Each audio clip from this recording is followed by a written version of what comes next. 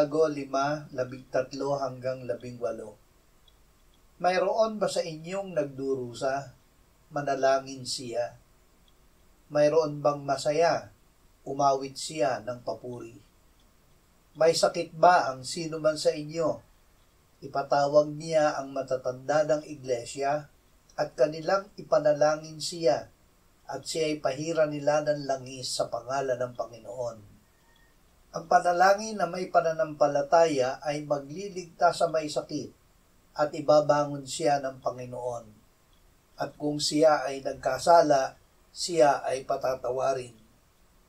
Kaya't ipahayag ninyo sa isa't isa ang inyong mga kasalanan at ipanalangin ninyo ang isa't isa upang kayo'y gumaling. Ang panalangin ng taong matuwid ay makapangyarihan at mabisa.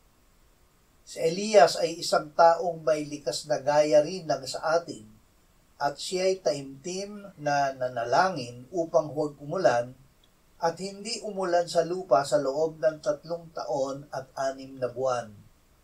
At muli siyang nanalangin at ang langit ay nagbigay ng ulan at ang lupa ay sinibulan ng bunga nito. Ikaw mismo ay manalangin. Isang pagpapala na may pastor o kasamang mananampalataya na mahihingan mo ng panalangin. Ngunit hindi ka tunay na nananalig sa panalangin at sa magagawa ng panalangin ng iba kung hindi ikaw mismo ang mananalangin.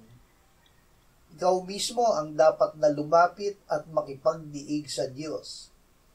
Lalo na kung ikaw ay nagdurusa, ikaw ang dapat sumunod sa salita. Mayroon ba sa inyong nagdurusa? Manalangin siya. Kung ikaw ay mananampalataya, ikaw ay ginawa ng Diyos na matuwid dahil kay Kristo. Sinasabi sa iyo ng Diyos, ang panalangin ng taong matuwid ay makapangyarihan at mabisa. Malalaman mo ito kung ikaw mismo ay mananalangin.